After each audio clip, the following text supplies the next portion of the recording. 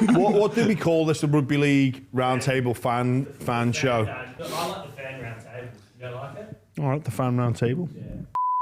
Hello and welcome everybody to the latest edition of the Buy Round Fan Table Show, where we hit the club. It's called the Fan Table Show. Did I? Hello and welcome everybody to the latest edition of the Buy Round Fan. Fuck off. The Fan Round. Yeah. Hello and welcome everybody to the latest edition of the Buy Round Fan Table Show.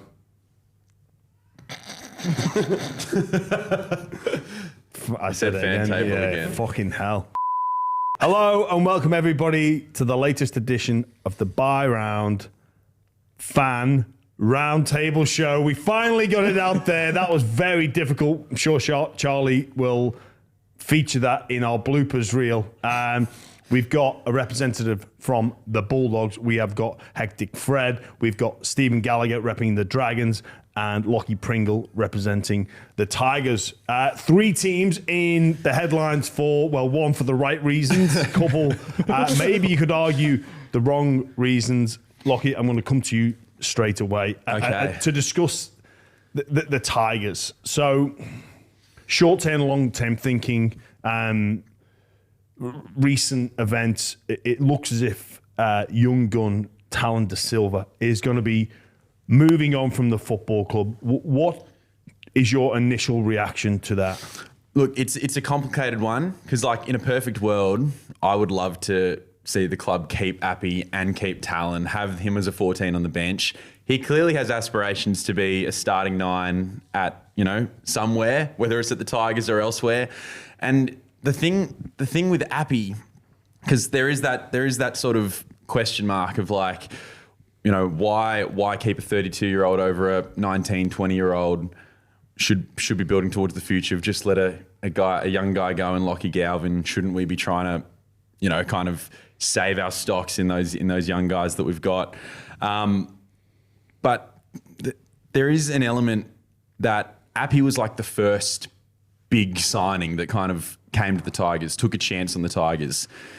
In a lot of ways, I mean, we're not currently going as well as the mighty Canterbury Bankstown Bulldogs, but in a lot of ways, he's like our Josh Adokar, in terms of that first signing that kind of inspired some other guys to come along and believe and get on board.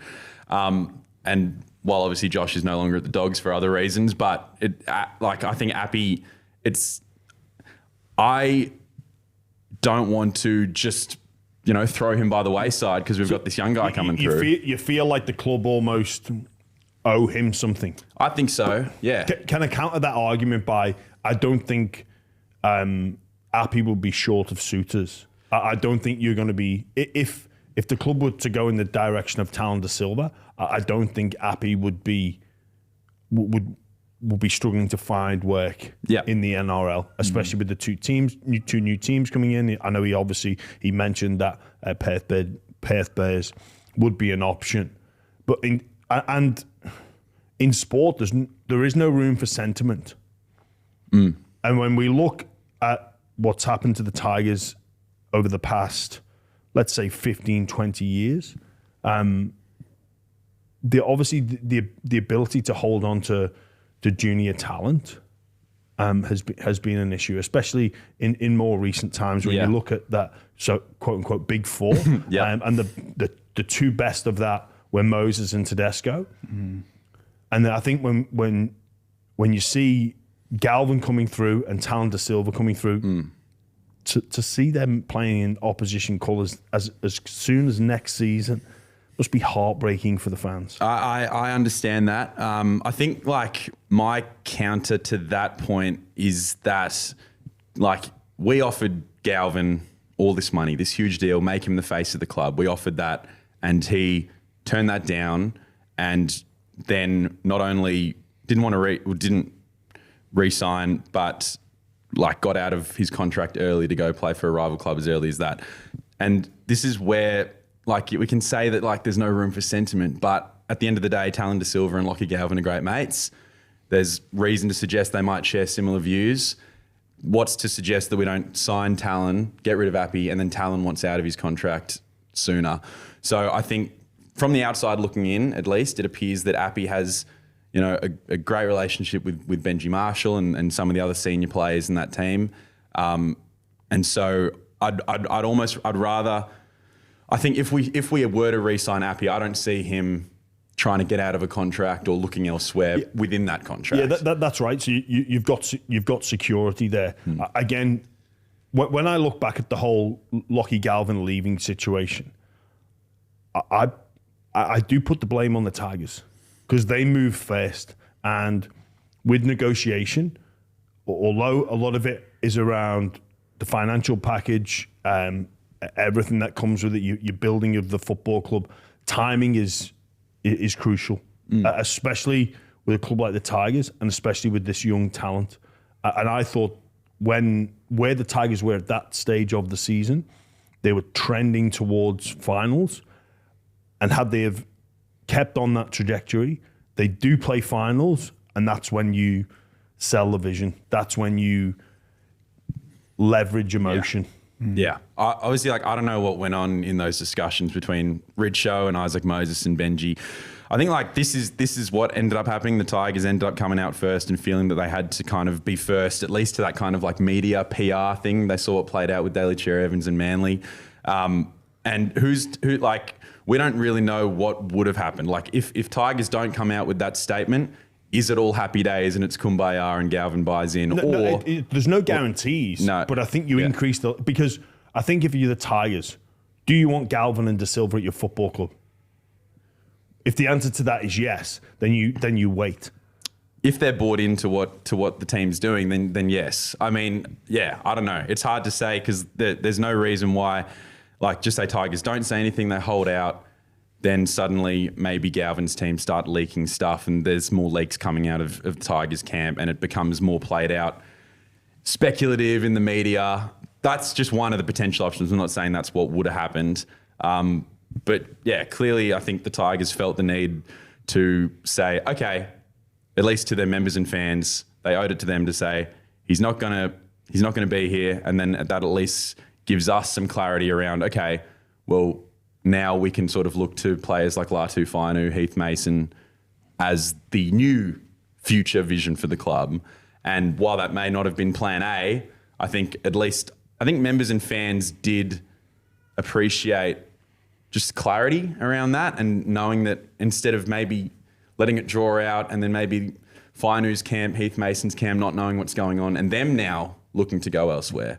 When you've got so many 19-year-olds at the club, it's hard to know which ones to keep in a way. I don't know. I get you. Fred, obviously, the Bulldogs are the benefactor of the fallout from the Galvin situation. How have you felt as a fan? Not just him coming to the club, but the sort of 100 minutes of NRL football we've seen of Galvin in a dog shirt. Yeah, look, overall, I'm pretty happy with the fact that the Dogs went out and got him. I think they weren't planning on, in my opinion at least, if they wanted to keep Toby Sexton long term, they would have already moved on it. With his contract rolling out, I just felt like they were looking at other options and an option came up and they moved swiftly to get him. And I'm pretty happy with how he's done so far. He was meant to start in reserve grade according to what Serraldo said, but he picked up very quickly and then came on against Parramatta and made a difference in arguably one of our biggest games of the year, our biggest rivals. There's no better place to come in and make a difference than that game. And he did pretty well against South Sydney as well. So far, I'm happy with everything. Obviously, some of the fans are a bit rubbed the wrong way since when you're first, you never really see a team make changes like that, and it's like the old saying, if it isn't broken, don't fix it. But Gus and Serraldo clearly have a vision for the team, and whether it seems that Lachlan Galvin is definitely part of that. Whether Toby is only time will tell, right? But so I'm actually pretty happy with it. Yeah, it is an interesting one. Obviously, being first on the ladder, and maybe the ladder isn't a true representation of where each and every club is at. But I think it most definitely improves that football side, and for the impact that it has on the current roster, it probably only affects Well, he can only play one position.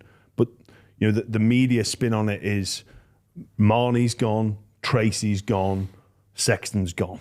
Like, how can one player replace three players or take over the role of three players? It will be one at most. Well, no, it will be one. That's it. And I think anybody that plays in professional sport that is striving to win competitions, that is striving to be their best, he helps, he aids, and then you take personal responsibility to play better. Yeah. I think, look, I wouldn't be surprised if it was more than one, actually. You think that the ramifications will be a couple of players? Yeah, not just because of Lachlan. I just think just the way that we're playing now, I don't think it suits me personally. I don't think it suits the type of hooker that Reid Mahoney is. Like, even though he's playing so well, he's defending like an absolute champion. But he's also been hooked on like multiple occasions this season. And he got taken off against the Eels, and he seemed pretty upset about that one as well. And it's happened, 4 or 5 times, and I'm starting to think that maybe the club wants to go in a different direction. And I personally think all of the stuff in the off season about him potentially being shopped to other teams was all rumours. But the more I watch this season, and the more I see that maybe he's not maybe the coaching staff have some problems with Reid that I have a feeling that they might not want to go in that direction long term. And when a guy like Tallyn Silva is available, someone that suits the timeline, I'm just saying, just take Lachie Pringle. I think the way that we play very fast. I think we're arguably the fittest team in the competition, and I feel like that suits a sort of faster, more nimble hooker a little bit more. And Tallyn Silva is pretty much fits that description. And if the boys want to play fast, it sort of seems that Reid is the player that slows us down the most. Okay, from my perspective at least. Can I put it to all three of you? Put yourselves in Reid Mahoney's shoes, right? You've got an opportunity here to win a premiership. So, what approach do you take? Do you kick stones, or do you give your best football? I'll put that to all three of you. Yeah, I think like the scenes in the shed after that Eels game sort of spoke a lot. And I think, you know, James, someone like yourself who wore their heart on their sleeve and, you know, a very emotional player, that's what Reid Mahoney is, you know, and he's disappointed that he got hooked. But I think it kind of came across a little bit as him kicking stones, you know, and like you said, he's got an opportunity to win a premiership. But if he's going to come off the field dejected as a person rather than thinking team first, I think that kind of comes across as someone who's like, I think he knows that he's on the outer at the Dogs. And I think, you know, he was their captain 2 years ago. You know, he's a guy that, like Appy and like Josh Adokar, came over and sort of was one of those founding players that sort of made this change for the Bulldogs. But now is his time up? Has he done his job at Canterbury to now go off and do that somewhere else? I think Toby Sexton's reacting to this in a much more kind of team first way. Agreed. Like the way that he's up against the Eels, you know, in the 60th minute gets moved to hooker and then kills it at hooker. Like that's like he's putting team first. And so I would fully commend Toby Sexton on the way he's handled this as well. And I think that's kind of, you know, at least for Bulldogs premiership hopes this year is the way they need to react. But obviously every player is different. They're going to have their own, they want to be part of the team. Say the Dogs get to grand final day, they want to be in that 17, they want to be in that 100%. Starting 13. And it's still not kind of clear who the fall guy is. It feels like there will eventually be one. Yeah. But because Galvin's, I don't know when this podcast is released, but as this weekend Galvin named in the 17, so it's still kind of not clear what the go is. Is Toby Sexton going to be moved to hooker again in the 60th minute against Penrith? Yeah. Like it's kind of not clear, but I don't know. They definitely hopefully. The only hope is that Seraldo is able to inspire that kind of team first mentality and kind of get everyone with the attitude that Sexton's got.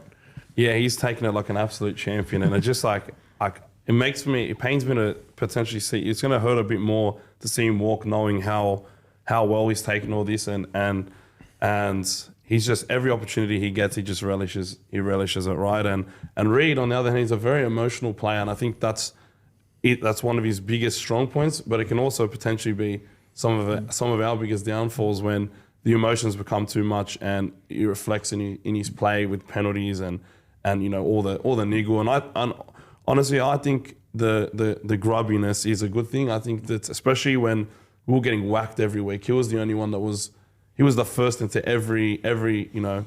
Every confrontation, he was the first one there. And then we just stopped getting bullied progressively because we always knew that Reid was going to be there and everybody else followed him. And I love Reid as a player, and I really don't want to see him walk, but I do think it potentially is an option on the horizon for the team, because we got him in 23 or 22 when times were very tough and we desperately needed a hooker. And I think the needs of the team might be changing, and the needs of the hooker position might be changing just based on how this roster is constructed. And I think if he does walk, he would be a valuable asset for any team. But I just feel like the club might want to go in a different direction and get a different archetype of hooker. Do you reckon there's probably a difference between Reid Mahoney's standing in the game? He probably knows he'll get a contract somewhere, but it looks as if Toby Sexton's playing for a contract, playing for his future. Yeah. And I think, he's also off contract, right? So every good game that he has is only going to add another digit or boost his contract overall. And every bad game that he has is going to do the opposite, right? Like the better he plays and the longer that we're number one, the more he's going to be able to negotiate his contract, right? So this is where it all matters for Toby. And I think the fact that he's had all this noise and had Lachlan Galvin come to the club and he's still performing no matter where we throw him is only going to make him a more valuable player to another team. And Reid is contracted for next year, but there's not a single doubt in my mind that there'll be plenty of suitors for him. Like Newcastle need a hooker if he wants to stay in New South Wales, or if he wants to go to Queensland, North Queensland need a hooker. The Titans might potentially need a hooker. So I think there's going to be plenty of options for both players. Stephen, hearing a club have a high stock of halves must make you feel quite envious over there at the Dragons, and it's an interesting one. I know we're not going to go down too much down the road of recruitment and drafts, but if you're an outsider looking in and you're saying which team really needs a star in the halves when this young Galvin becomes available, you'd think, well, the Dragons. Absolutely. Like, I think, one halves position's always going to be sewn up when your dad's the coach. I think regardless of what's going to happen, Kyle's going to be in either the 6 or the 7. So we only need, regardless if anyone's happy about it, that's what's going to happen, unfortunately, whether that's the right decision or wrong decision. We've started the year all right, but, seeing the Tigers have a plethora of halves come through and young guys come through, the likes of Toby Sexton, even when, Drew Hutchinson was doing a job and he came from, played a little bit there at the Roosters, and before that was at the Dragons, you're like, great, all these guys doing their thing, and then it's like, who we got? We get Elias, he's been dropped, and then since then, the New South Wales Cup side's taken off, and we've had, which is great for New South Wales Cup, but I'd rather see that reflect in the first grade side. King Tongia's doing an okay job, but there's not really an answer, Is it disappointing to see the Dragons not even almost in the frame for a signature like Galvin? Like, have they lost that ability to attract a player of his quality? You think about Galvin exiting the Tigers for a number of different reasons, or for the reasons of, it was reported of development. So he wanted to go and develop his footy and maybe go on to win premierships. And I think it was Parramatta and the Dogs that were the most keen. But surely you'd think that, have the Dragons just lost that ability that they don't even come into the equation? It does feel like that. And I was listening to Brent Reid on NRL Daily, and he basically said that the Dragons aren't really a sexy club anymore. No one wants to come to the Dragons. And you'd think with a coach like Shane Flanagan, who's been there, done that, bought a premiership to Cronulla after 50 years of not having one, you're thinking, well, we should be getting these guys. And seeing Galvin come up and go, all right, we should be in here. We should be striving for these sorts of players. I think we miss the mark a lot with X Factor. There's all this conversation now with Sal and Cobo, which would be great. I'm sure we'll talk about that soon. But in the halves, we don't have like anyone at the moment that's going like and just taking the game and running with it. I'd love to see young guys coming through. Obviously, Atkinson's coming next year, but still he's only played a handful of games. He's coming off the bench at the moment, so it's like we don't really know where he's going to go or whether he's going to play 6 or 7 or what he's going to do there. So seeing us struggle to get these big signings is quite frustrating, and it feels like over the years we're kind of getting blokes at the other end of the spectrum. You know, not necessarily saying that Val Holmes is one of those players, but he's, you know, late 20s. Damien Cook and Gutho, they're in their 30s. Before that, it was the likes of Moses and Bai, Corey Norman. Like, we haven't had a really good half since Gareth Widdop was there, and that was like a huge signing coming from someone like a powerhouse like Melbourne. And I remember when he signed, I was like, this is great. Like, we've got our half for the next 10 years. Obviously, a few injury concerns there, but like we haven't had anyone with a big name and a big signing like that probably since Widdop came. Yeah, I think it's fair to say that Gareth Widdop for 3, 4, maybe 5 seasons was the best 5'8" in the competition, like hands down. Absolutely, yeah. Obviously, I think for the 2018 season, they went hard and got Ben Hunt. But probably since that, they have struggled to attract like genuine star power. Why do you think that is? When you think of the history of that, especially the Red V, like why is there maybe a reluctance to enter that conversation? Do you think it's Flano with his strategy of maybe not going after superstars and sort of building a just slightly above average in every position style of squad? What is it in your opinion? Yeah, it kind of feels like the last few years we've just been playing a bit of money ball. You know, we'll get good guys and we'll fill out 30 with good guys, but we won't have 3 X Factor players. And I think that's quite frustrating as a fan. Like, you know, seeing players come in and out, and like, I know they're going to do a good job, but I want them to do a great job. And I think it should be like, I back Flanagan. I think he's a great coach. We know what he's capable of. Whether it's this whole confrontation with the board and being a merger club, whatever's going on there, I think we do have a great base of juniors, but like we just do lack that X factor. And I don't know whether it's because we're just that little bit out of Sydney. No one wants to, travel out of Sydney or anything to play for us. But I think for us, we should be able to attract it. We've got a huge, rich history, I still love telling people we won 11 in a row, and that happened 30, 40 years before I was born, So I think for us, it's just all about we should go for those players rather than go for the money ball approach. Put all our eggs in one basket, get someone big and build the club off that. Do you think that's going to be even more difficult with Perth Bears and PNG on the horizon? 100%. Like if we don't make a move in the next 6 months, like we might not make the finals again for another 5-10 years. It's been 2018 since we were one win away from beating the Rabbitohs in that epic field goal shootout. And since then, we've kind of just like lingered.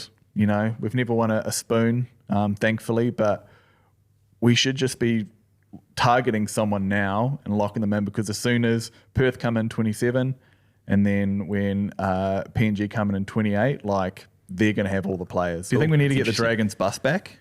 The Dragons bus would be great. It did retire, and probably rightly so. It ran its course, but I'll tell you what, it was a lot of fun though. Yeah. And you know what? Things like that can make all the difference. And like the Dogs had this problem as well around the geographical spread of the players. Like when I was there was a group in the Shire, there was a group at Liverpool, Parramatta Way, there's a couple in the East, and when we see the Dogs and how connected they are now, they go into camp the night before the game, and I think it's probably a big part of that is that connection piece, because it is so difficult because Sydney is so spread out and the players are so spread out. It's maybe something that the Dragons could look at as well, because the split, and even you've got players down at as far down south as like Shell Harbour. It's hard for those players to connect to each other. You know, when the training days are hard, it is actually genuinely something that I think the club should look at. Yeah, I think the Tigers are on the same boat. I mean, obviously another merger club, and from inner West Sydney out to Campbelltown, like there's players from junior catchments and who now live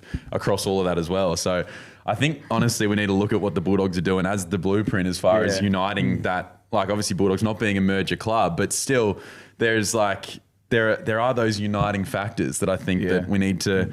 I love the proud history. I love the fact that our club is, you know, born of two proud clubs with all this history, but we are the West Tigers now, and we need to just like unite in that and find that common ground a little bit. And that there are some factors you can't control, but there are some you can, and you've got to make the club a place that you want to be. Fred, you'd see that connection piece, that where you see the players, they go into camp or go into the hotel the night before the game and they walk across. Like, as a fan, how does that make you feel? It's amazing. I think it just gets all the fans involved, and it gets all of the fans overall just around the playing group a lot more.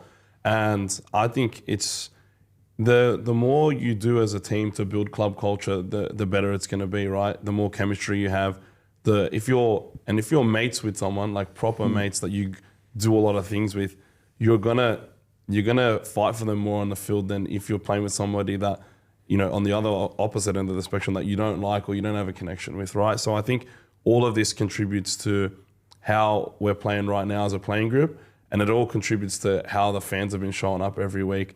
Like, we're breaking records left, right, and center, and you go to an atmosphere like Acor that is constantly, like, for years was just empty, and everybody wanted to just play every game at Belmore. But now that we're packing out Acor, like, it's been a lot more enjoyable as a fan, and the vibe around game day just changed completely. And all the mechanics are making an absolute motto because they do get some horn action. They're obviously they're built to not necessarily last. I reckon each car comes with maybe 1,000 beeps before it has to get replaced, and those Bulldogs fans are getting close to 999. So any mechanics in the area that can fix horns or bring in new horns, they are killing it at the moment. So those Dogs fans are really boosting that economy. Lachie, I want to ask you about the coaching setup at the Tigers. Just to switch gears a little. Just to switch gears, yes. to bring us down into the weeds. And obviously, Benji Marshall, this is his second full season in charge. Just how much runway does he have? Because a lot of people are saying that the roster that he has at his disposal at the beginning of the season was a top 8 side. I personally didn't agree with that, but that is the talk of some experts, and I know there's a lot of optimism heading into this season for Tigers fans. Yeah, there was definitely like a lot of optimism heading into this season, and I think there is still optimism there, and I think that this season's not down and out just yet, because we have had a tough sort of draw during this period. I think our back end of the season could get a bit better. I don't know whether we're talking top 8, realistically probably not, but running 3 spoons in a row, you know, I was happy with top 16 coming into this year. I'm sure that's not where the club stands. That's not like the benchmark that we're hoping to aim for. As far as Benji Marshall, when the club appointed him coach with, you know, he'd been assistant for a year and a half, and then straight in head coach. It was obviously a bold move. It was a unique choice.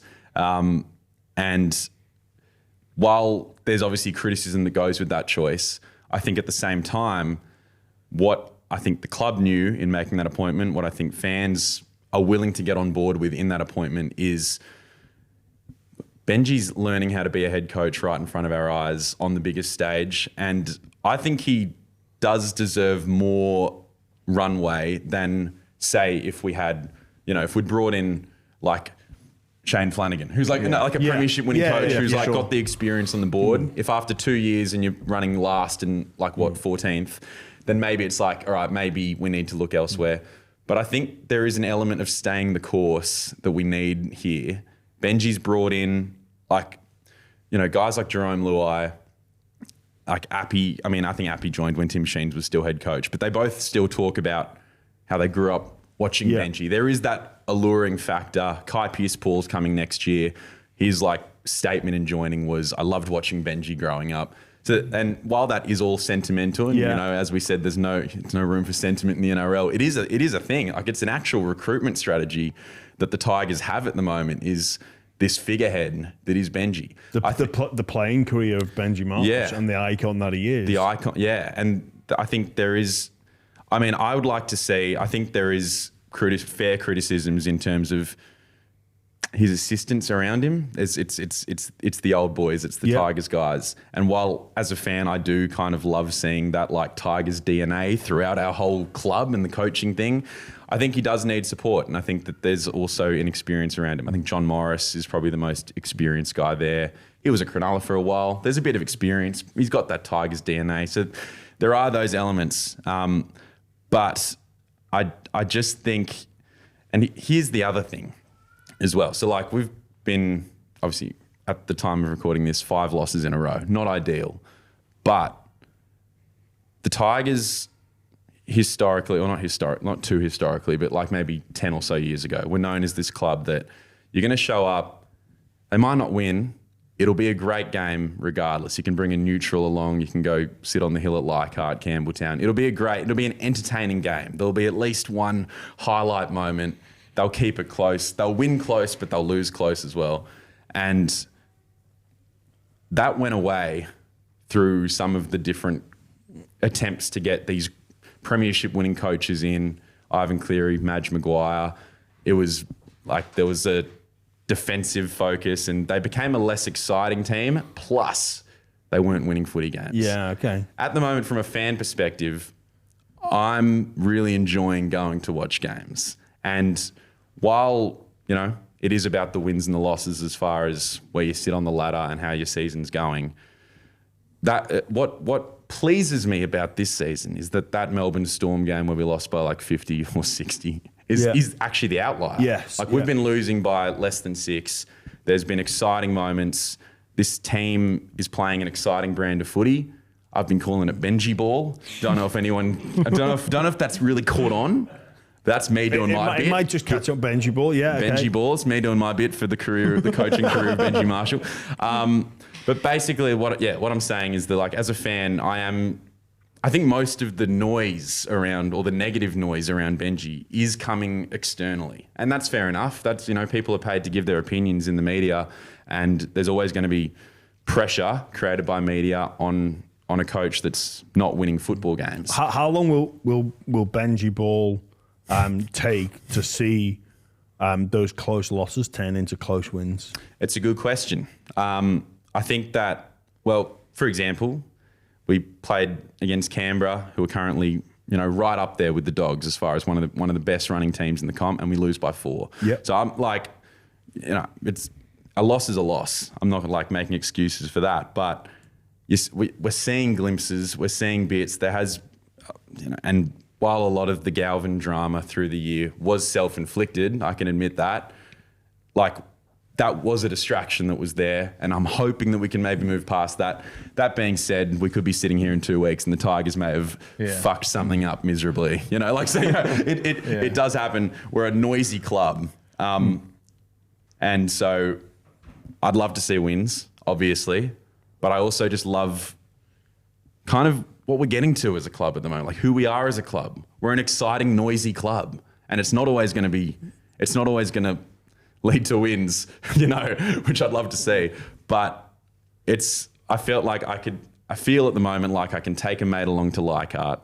We might not win the game, but they'll have a good, like, it'll be an enjoyable experience. If you're the key decision maker at the Tigers, and I hand that over to you, based off what you've just said, I agree. But then would the strategist in you say we just need a harder edge at this time? And I know you say they brought in Cleary and Madge Maguire in the past, and we saw the Broncos come in with that hard-nosed approach and bring Maguire, but do you reckon there's maybe some room for a middle ground there for the Tigers to go, okay, Benji's taken us to here, which is entertaining, but we're in the results-driven industry of the NRL. So when When does that idea get played with as you, the power broker? Yeah, I hear ya, because honestly, there is elements of like if like we tried with all those experienced winning coaches, then we did something completely bold in terms of putting a club legend into this role that he doesn't have that much experience in. We didn't have any. Well, he didn't have any. That's fair enough. He didn't have any. It's almost like there's an element of like it's a hard one to look at, because it's like if this experiment doesn't work, or at least if we end up back at square one after this experiment, that's a really deflating, I think, feeling because it's like, okay, now what do we? Okay, let's go get Jason Demetrio, Brad Arthur, or just whoever the next coach is that currently isn't at a club. And yeah, I don't know. I think we've tried that, and so I would like to see the club stay the course for now. I think if we say claim another wooden spoon this year, or are in the bottom, fighting for that spoon again this year, and then next year there's once again no improvement, then I think I would cut the cord. Then I'll be real and say that's when you've got to just go, okay. But I would be giving him this year and next. You've got 2 games against the Titans to go this season. How nervous are you about those games? You do play them in round 27 as well. I get much more nervous about Gold Coast Titans games than I do about like Melbourne Storm games, because like we know how to lose those games. And also they're so consequential as well. If you lose them, they get 2 points, you don't. And that's true. And especially in the context of, well, I hope we're not, but if we're in the battle for a wooden spoon, and especially if it comes to round 27 and we're in another spoon bowl, and we historically don't perform well in spoon bowls, so that'll be I'm actually very nervous about those. I wasn't even nervous about like when we played Melbourne earlier in the year. I was hoping we wouldn't lose as badly as we did, but I kind of get excited for those like games where we're massive underdogs. It's like, let's see if we can actually put a dent in here, try and challenge. But those Gold Coast Titans games do scare the living shit out of me. What about just you? Obviously, this whole Galvin thing went down. I think the biggest takeaway from it is that he thought that he couldn't develop under Benji Marshall. So what happens when like another player comes out and says the same thing? Like, do we then go, Benji goes all in and just tries to find players he can persuade to get him all in, or does the noise start to slowly come across and be like, well, if this player said it and that player said it and this player said it, potentially he's not going to get there. So, like, that's a fair enough question. I don't think have we heard those words out of Lachie Galvin's mouth? Like, it feels it's an interesting a lot like hearsay.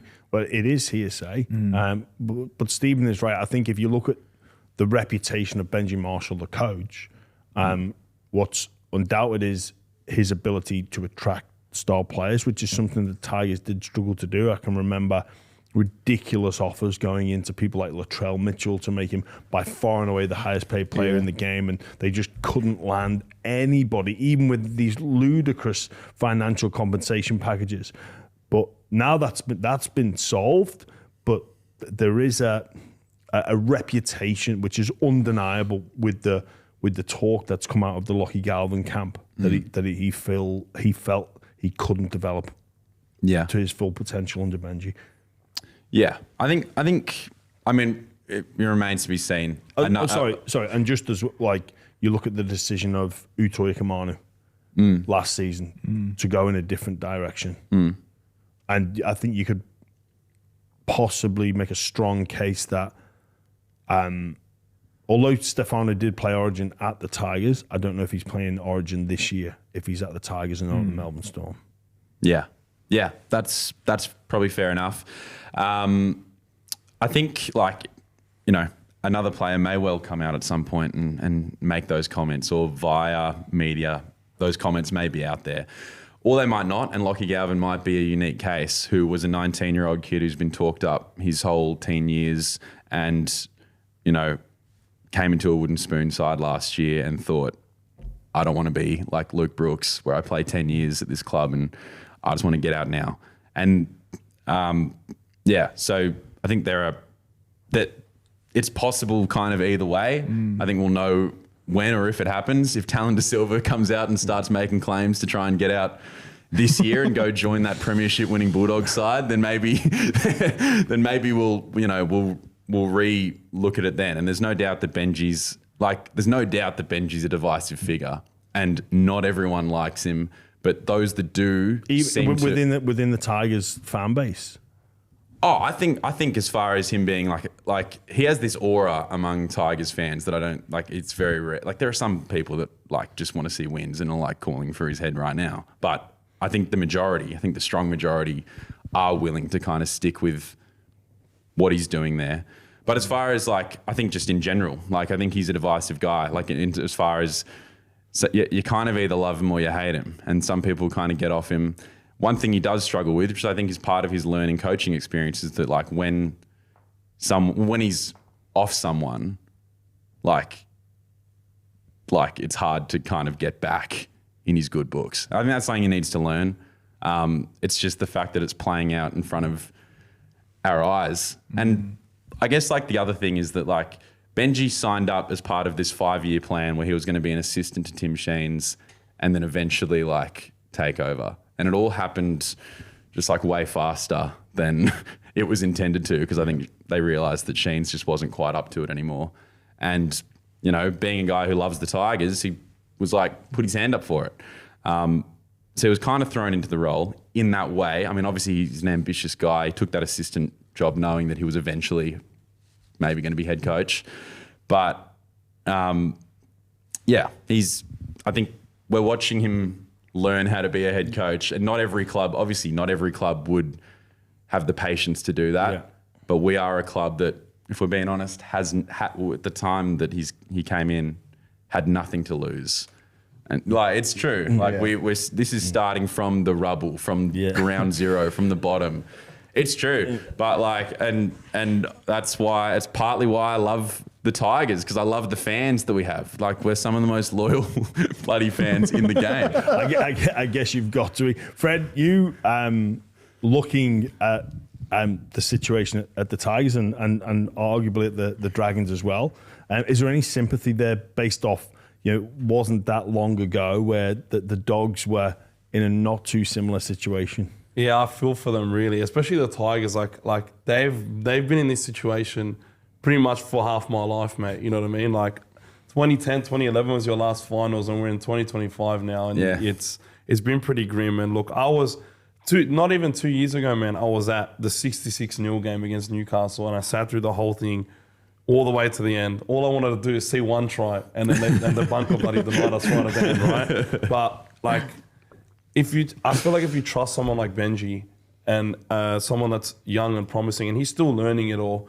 But I think if you invest in him, you never know if something like what happened with Cameron Serraldo will happen to you guys. Like, I think Cameron is a great coach, and I backed him even through all the bad times, because I don't think he had his imprint on the side yet in 2023. Yeah. Because he was a rookie head coach, still wanted to get his type of guys in, and hadn't really had the opportunity to do so. So I feel like I hate the sort of culture in the NRL where they don't give coaches a lot of time, and there's pressure on them after their first season. Just a ton of pressure gets put on them. And if I was the Tigers, I would invest in Benji, because it's clear that there's been improvements. And I feel like if you give him 2-3 more years, you'll see the fruit of all of that, right? And Serraldo, man, he's just been amazing for us. And even through the bad times, you could see the type of coach that he was and the type of player that was a Cameron Serraldo guy. And you can see now the entire club culture is based off of hard work. Hard work is the forefront, is the most important thing in this team. It's how you approach the game of rugby league when it comes to not just game day, but training, preparation, everything like that. And this entire culture is built on that. And I remember everybody laughing at us in that 2024 off-season where we signed all of these players that are classified as utilities. 2 or 3 of them ended up having starting gigs or integral roles in the starting team. But I could sort of see a pattern where he was signing all of these players from top 8 teams. A lot of them are from really, really established clubs that have a whole culture of hard work, and he's brought them over, and it's rubbed off on the rest of the playing group. So I think if you guys trust in Shane Flanagan, even though there are some questionable decisions being made from both parts, from both Benji and from Shane, I think if you guys invest them a bit more, and I'd like to see not too much pressure being put on them this early, because it's early days, right? And we invested in Serraldo, and look at where we're at now. Yeah, I think like obviously, you know, as far as it was what 3 years ago that probably our three clubs were like what 14th, 15th, 16th. So like it's inspiring. I mean, look at me and Steve over here, just looking at how proud we are of Fred and Jimmy there. With their Bulldogs. One day we'll get there. And the other thing, like I think, like obviously, and it is going to take. I agree in the sense that it is going to take Benji more time than it's going to take a Serraldo, because he had more experience in that world than, and so yeah, I agree with you there. But also, and Steve, you can probably attest to this as well. Merger clubs, it takes like so many things to happen before like someone can score a try in a match. Like the board needs to be aligned, the CEO needs to be on board, like the fans need to be united, the players need to be like together. Like there are so many things, and obviously we don't have a Phil Gould and in terms of. I'd love to have a Phil Gould. If you got any more of those hanging around, we'd love to get one of those. Only one of them, mate. It's bloody hell. Damn. But yeah, I think there is that element as well. There are hurdles to overcome before Benji can even like coach a player to play where a player can, you know. Fred, looking at the two clubs beside you, the Tigers and the Dragons, which one has the brighter future in your opinion? It's very tough. I think I actually like the Tigers a little bit more overall, but I can't knock the fact that the Dragons have this incredible stock of forwards coming through. And if they can manage to retain a lot of them, I think your forward pack is the foundation of your team. I think more than the spine. I think if your forwards are bad, it's so much harder for everybody else to make an impact. And they've got like half their bloody forward pack is from Gerringong, and they're just all incredible. It really sucked to see Couchman and Egan do their ACLs. That was pretty tough to see, because I think that's those two guys, like the Couchman brothers, Hamish Stewart, Big Loco and Egan. I think that's the future of their team. And two of them have got major injuries now, and like I've torn my ACL now twice, and it's just it's so hard to come back from. And there's always that stigma that you're never going to be the same player. Now I know recovery has gotten a lot better, but that's why I sort of lean towards the Tigers, because they've got Latu Fainu and they've got a good bunch of young forwards coming through. I think all they just need is some high quality outside backs, and that's when that's when they're going to take that leap. Whereas the Dragons, their halves problem right now, and plus like they sort of just don't have any direction. They've got half their team that is young and up and coming, and half their team that in 2-3 years will probably be on their way out, right? So I just see the Tigers having a lot more direction, and that's why I think their future's a little bit brighter. Whereas even though you've got that mad young crop of forwards, some of them have copped some major injuries that will hinder their progression. Well, one of them is joining the Dogs as well. They're arguably one of their best young. Yeah, Latu, bro. I'm happy with that one. Sorry about that one. Did Jimmy just invite us here? I think that's why you got a tie for the Dragons. He just seems to just sort of be laughing at us. It's like a Bulldogs podcast featuring. I'm sympathetic, man, but thank you very much for Latu, and thank you very much for Lachlan Galvin. Oh yeah, no, look after him. It's good to be able Thanks, to say. guys. It's good to be able to say thank you personally. Stephen, just on, we'll have a look at the Dragons and their strategy, and you know, points have been brought up there. Great young crop of forwards, bit of an inability to attract major stars. What's holding the Dragons back? Do you feel? Is it a board issue? Is it a coach issue? Do you feel like they're not as united? Maybe that. You know, I know when Flanagan first came to the club in an assistant role, there was some pushback there about the person that he was, which I thought was unwarranted. Do you think that marriage maybe just didn't get off on the right foot and they can't put the egos aside? Yeah, kind of like to Lachie's point, there's as a merger club, there's so many hurdles you have to get over just to even kick a ball. And I think with that sort of when Shane sort of first came as a club and assistant, and then there were talks when he went away and he came back to be a head coach, there was sort of all this toing and froing between the two fractions that do make up St George Illawarra. But I think maybe now is his way of coaching becoming outdated. I think there's a little possibility around that where you see someone like Des Hasler with the roster that he's got, and he can't motivate his players who, on paper, I think the Gold Coast Titans should be doing a lot better than they are. But I think there's also just a fact that we just, for whatever reason, just can't get big signings to come to the club. And I think maybe, like, if I'm, and this kind of comes back to Benji being his coach, like I'm kind of like Lachie, I do kind of believe in it, but people want to play for Benji Marshall because the young crop of players coming through now remember what Benji was like in 05 and everything he did.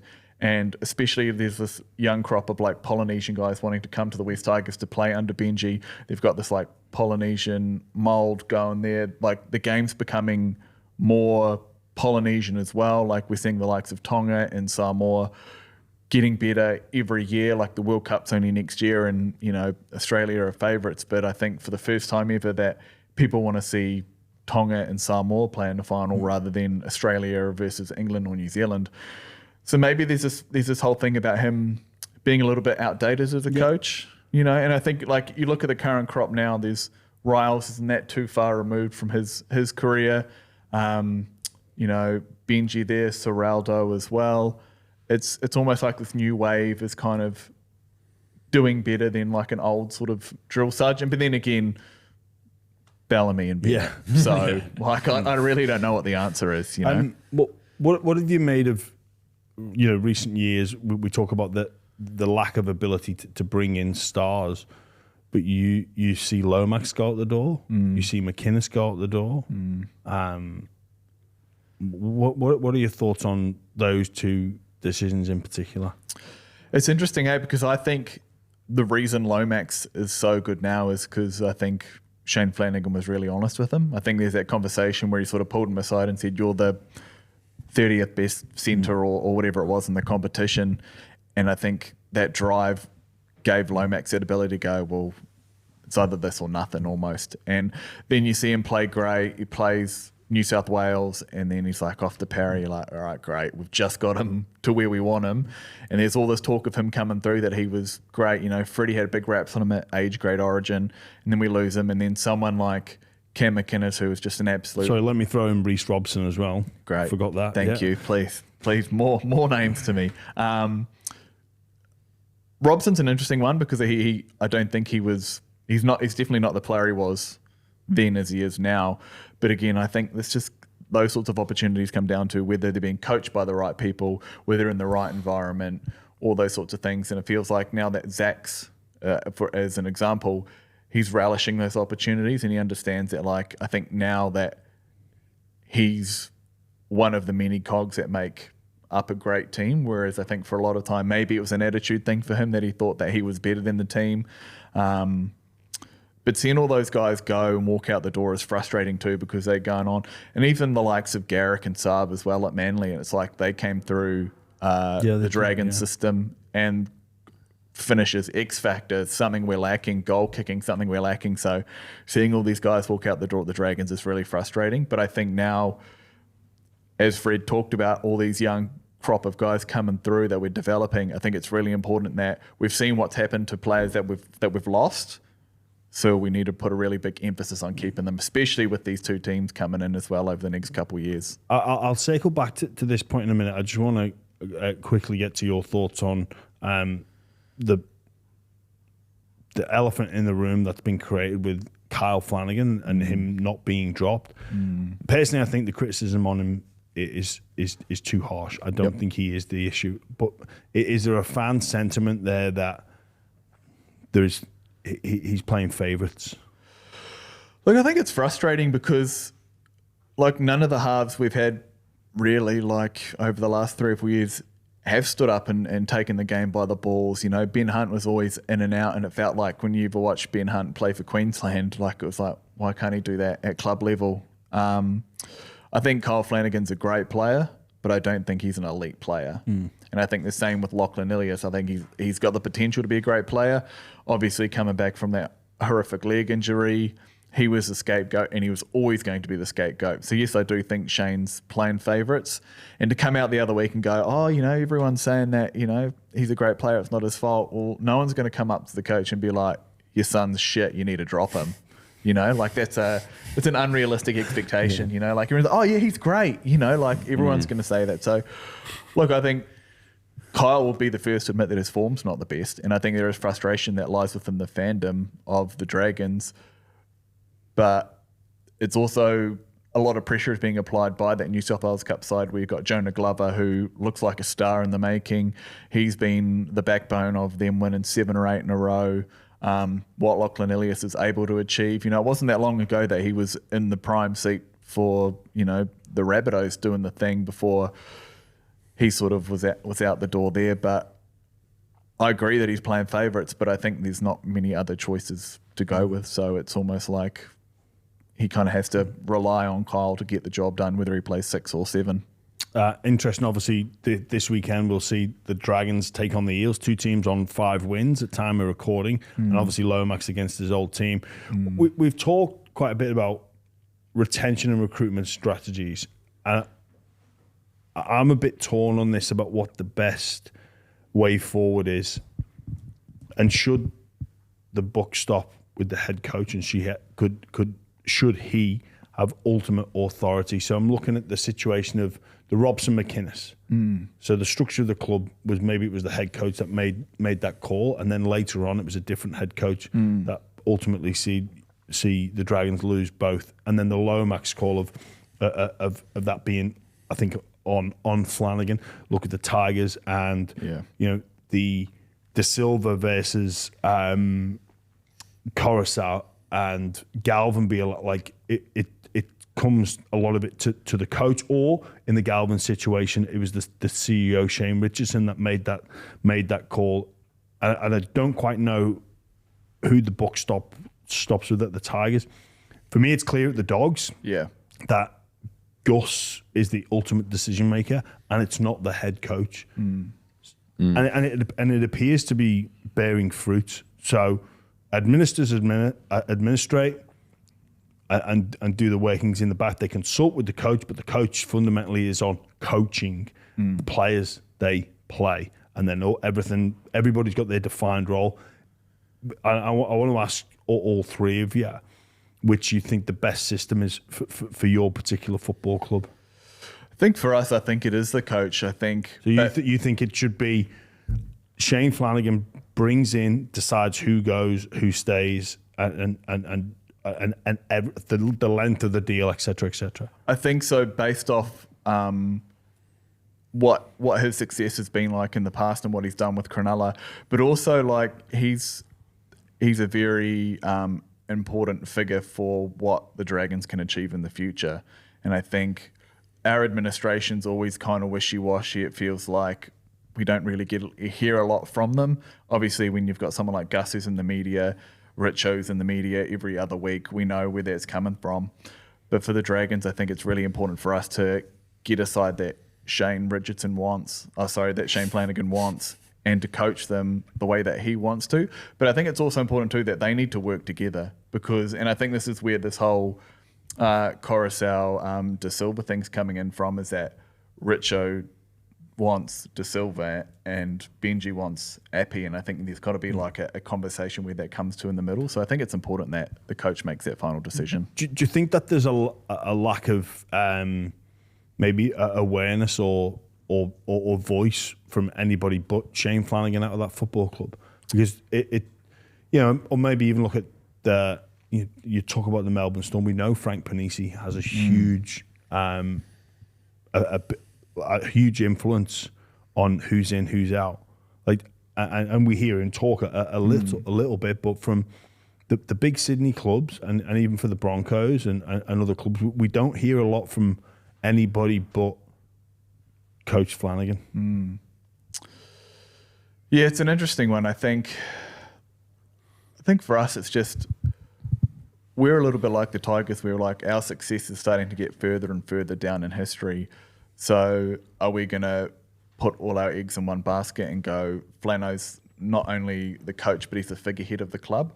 Or are there all the other powers that be that come to make this club what it is, and Shane just focuses on coaching? Because I think the direction is there and I understand what we're trying to achieve, but again, we're not being able to get the players. So maybe we need to be more, maybe we need a Gus, maybe we need a Richo, we need someone that's going to be able to play that up a little bit in the media. I think a prime example too is that, Gus wants Adam Reynolds to play Origin in a couple of weeks because the Bulldogs are playing the Broncos that week. That's great. Because he's playing chess while everyone else is playing checkers.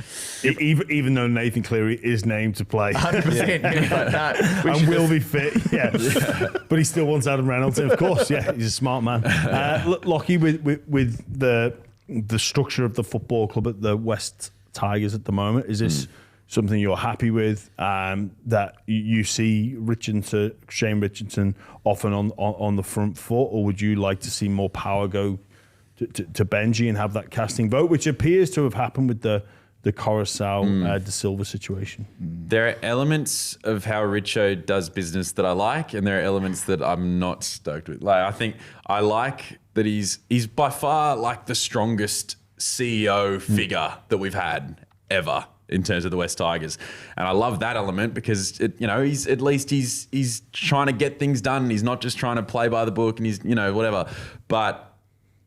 I don't like the fact that we know that Richo wants De Silva and Benji wants Galvin, Koroisau, and like that. Like there are leaks.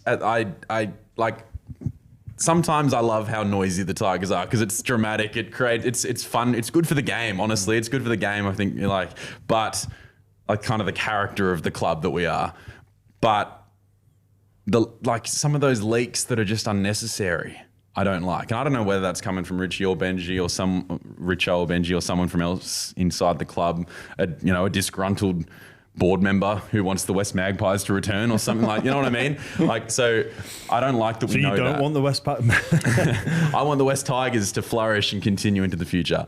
But I think that it needs to be like a discussion between the two. Ultimately, I think Benji definitely has to be part of that discussion, because if Benji hasn't got the team that he wants, it's just like the coach has to be very part of that. I think at the moment it's working at the Dogs with the relationship that Gus and Ciraldo has, and it appears that Gus has that final say. But I'm sure that I'm sure they're having constant discussions. Always. I think that there have been times in the past in Gus's general manager, head of football career, like at Penrith before they went on their dynasty run, where he was sort of, I think, seen to be undermining coaches that he was working with, or like having a say that sort of went against something that they might have wanted, like when Anthony Griffin was there and maybe Ivan in his first stint. So I think that Gus is currently, what's obviously Ciraldo is clearly, open to working with Gus, and that whole relationship's going well. So I think it's just always got to be a discussion, and that both parties need to know where the other sits.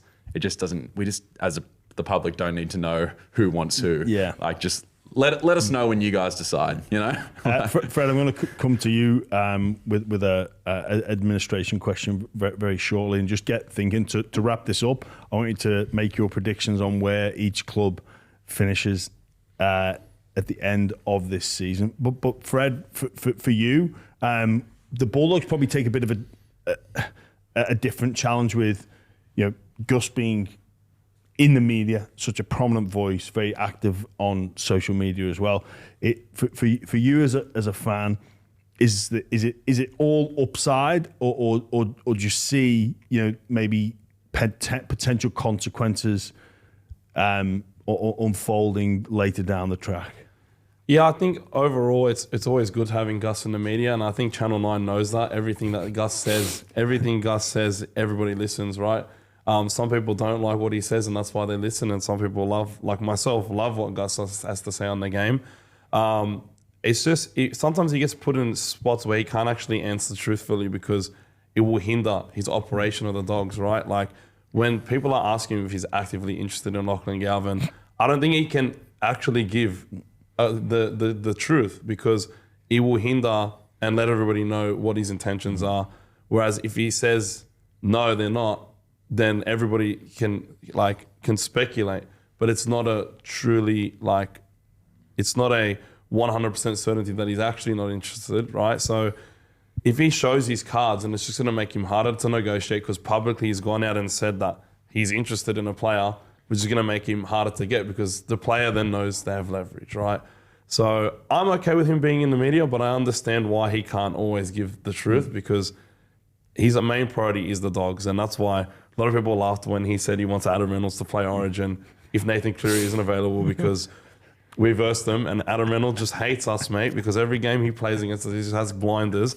That might be your partially because of you, James. Maybe. Sorry. I'm okay with Gus being in the media, and I also love how he will always take responsibility and take the fall if, hypothetically speaking, a player like a signing is doesn't go well or a signing is controversial. He's always the one that fronts up and he protects Cam Serraldo from any of the media talk. Like when it was during this whole Galvin situation, all the fire was pointed at Gus Gould, right? So I like how he protects the coach. But when it comes to our recruitment, I think they're always in conversation with each other, both Cameron Serraldo and Gus Gould. And I believe like Gus will go out and find the player, but I don't think he would ever be a player that Serraldo doesn't want.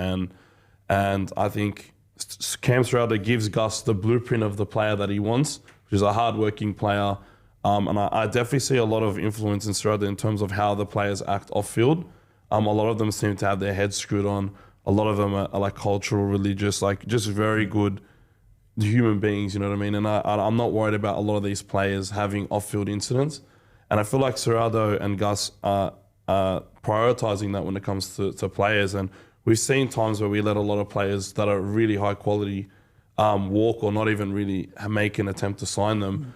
Like, especially when we needed props. Like, we let Fanua Blake walk. Like, I think we did table a deal to Stefano. Terrell May, could have signed him as well. But ultimately, it's all about whether they're going to fit into the culture. And they've let a few big-name props pass and then ended up deciding to go for Leo Thompson. And I just feel like a lot of the characters of the players are a priority for them when it comes to recruitment. And I think that overall it's worked. It helps with alignment that if you know exactly what you're looking for and you know exactly what you're not willing to accept, that makes it easier. So player A, take away who it is, but let's look at who it is as a person, and then we look at their their level of performance, and then you get, and is it a position that we need strengthening? You go, okay, it's easy to say yes or no. Like, yeah, for me, that's what, if a club is highly aligned, which they seem to be on what is acceptable and what's not, makes those decisions ever more easier. We'll do that last question for everybody. I'm hoping you say what I think you're going to say. Stephen, the Dragons season 2025. Where do they finish? I think we've just had a couple of injury concerns that are sort of going to hamper us. I think we'll be there or thereabouts, but I would say... There or thereabouts where? I think we're going to finish 10th. 10th. Yeah. Dragons finishing 10th. Yeah. Tigers. Oh, you're answering. We're all answering for all the clubs. Okay, good to know. I like you. Yeah, I want to take it on. I like you how you've taken control of that. That is brilliant. Give us a rundown on where the Tigers finish. No, go on. I think you finished 14th. 14th. I think the Titans are going to take the spoon, and I'd say for the Bulldogs, you're going to finish second at the end, and I think you'll probably play in the grand final. To be fair. Yeah. All right, Lachie, give it to us. The Tigers, Tigers, where they finish. The Tigers are going to finish 11th this season. 11th. Yeah, we're going to climb up 3 spots from where we currently are on the ladder. That'll be a strong run home. Maybe drop one of those Titans games. I'm optimistic about our run home. As long as with Finu coming in, obviously losing Bull is not great. But Heath Mason did a job at fullback last year, and Finu's going to be a gun when he gets into the full 80. Dragons. Hang on, let me just finish on 11. So how many wins do you think you're going to need to get 11th? Because you're currently on 5 with around, I think, 9 or 10 games to go.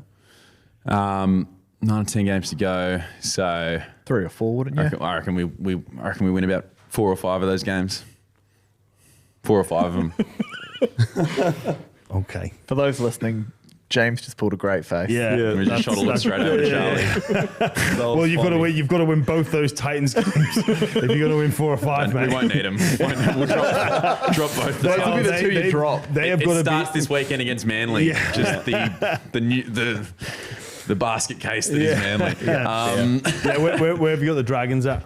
Dragons are going to be 12th. Just below us. Oh, you've got the Tigers above the Dragons. Yeah, we're okay. going to overtake the Dragons. They're falling apart with the Flanagan situation. And then the Bulldogs are about to fall off a cliff with the once the 4 guys revealed for the Lachie Galvin trade. It's all going to fall apart. They're going to talk of Tallyn to Silva is going to increase. The players are going to not buy in anymore. Well, some of them will, but they won't be as united as a club. They're going to finish 3rd. Third? Done pretty well to still end up finishing 3rd, given the cliff I've got them falling off. Third. Do they make the GF? Do they win it? Bulldogs don't make the GF. It's Melbourne v the Raiders. Okay. Fred, Gotta go bold. Fred, your chance to respond. Yeah, I'll do the Dogs last just for the suspense. Oh, okay, yes. The Dragons we're going to have at 13th. I think you just chopping and changing your roster a bit too much, and in those tough games, like you lose a lot of close ones as well, and you just don't have that creativity to get you over the hump, I think. So I'm going to have the Dragons at 13th, and I've actually got the Tigers at 12th. Like I see 4 or 5 more wins coming from as well. I actually think the turning points this week because I really rate Latu Finu, and I think I've just been waiting for this bloke to finally get that 6 or 7 jersey.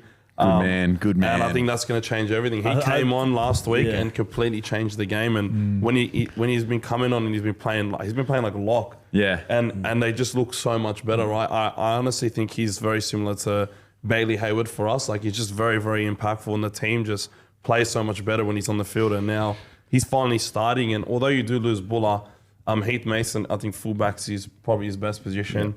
And I just think it's all going to flow a little bit.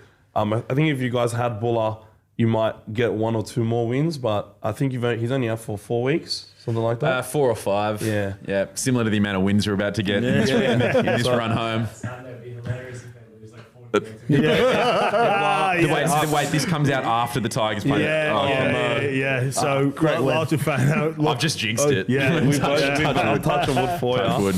Especially against their old team as well. Like it's the perfect game for Latu to get thrown into the starting lineup. So I'm so G to see how they go. But I actually do think a turning point's coming for the Tigers and for the Dogs. Like as optimistic as I am and as much as I'm loving it, I actually have us finishing 2nd. I think Melbourne Storm are gonna. I just think they're in 3rd gear, and I'm really keen to see how they go this week. I think after last week's performance, Craig Bellamy, I think that's the final straw, and he's gonna be really aggressive with them. And I think they're just going to kick it up a notch and probably win that minor premiership. And I do think we'll. Oh, you think the Storm will win the minor? I think the Storm will win the minor premiership. Really? Yeah. mate, the Raiders are morals for it. Yeah. Mate, the Raiders, mate, they run home. It's so soft. Yeah. If they don't win the minor anyway. Sorry, Fred. We have a super hard run home, right, as well. And we've got like Penrith twice. We've got Melbourne away. I think we will probably drop some games. However, we're going to learn from them all. And come finals time, I do think we will make the grand final. But anyone in the 8 can really win. It's the guys at the top are not that far away from the guys in 8th. And I think it's going to be a really, really tough, gritty final series. And I do think we're going to make the grand final. But if we verse Melbourne, they've just got so much class in that spine and so much experience. If we did make the grand final against a team like Melbourne, I'd probably have to put my Dogs hat down, take the jersey and just and leave it in this one and just say that I think I would back Melbourne in a grand final against us just because of how young the team is. Like, I sort of feel like it's similar to 2020 Penrith, right, where they just needed that long finals run to get that experience, and they would be better for it in the future. So, but nonetheless, I was not seeing us in this position in the off season. I thought we'd be around 6th or 7th, and just needing that extra prop and a bit of extra quality and development in all the other players to see this jump. So the fact that we're in this position now, I'm so stoked. And if we do go on and win the minor premiership, I'll be so impressed. Yeah, brilliant, gents. Well, thank you so much. I think for the rest of the season, it's there for a couple of teams to make a run. And whether or not one of those teams can be the Dragons or the Tigers, they're probably not favourites to, but what recent or what the past couple of months have shown us recently is you string 3 or 4 wins together and you're right in the mixer. So fingers crossed for Dragons fans and Tigers fans, they can do that. The Dogs, like you say, mate, they've got some difficult games on the horizon, but ones that I think can really benefit them. Obviously, Penrith this Thursday will be a great indication about where we're actually at. I'm actually delighted that Cleary's playing. Yeah, same. I think that's a really good thing for the team.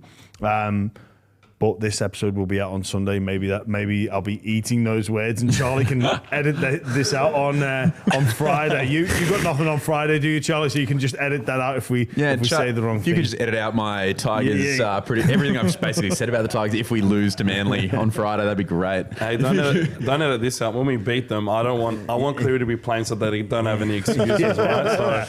So that's why I want Nathan there. Stephen, thank you for joining us here on the Buy Roundtable Fan Edition. Got that one correct, didn't I? Yep. Lachie, pleasure as always. Cheers, Jimmy. Fred, absolute pleasure. Thanks Go to the Bulldogs. All right, thanks everybody for listening. We'll catch you soon.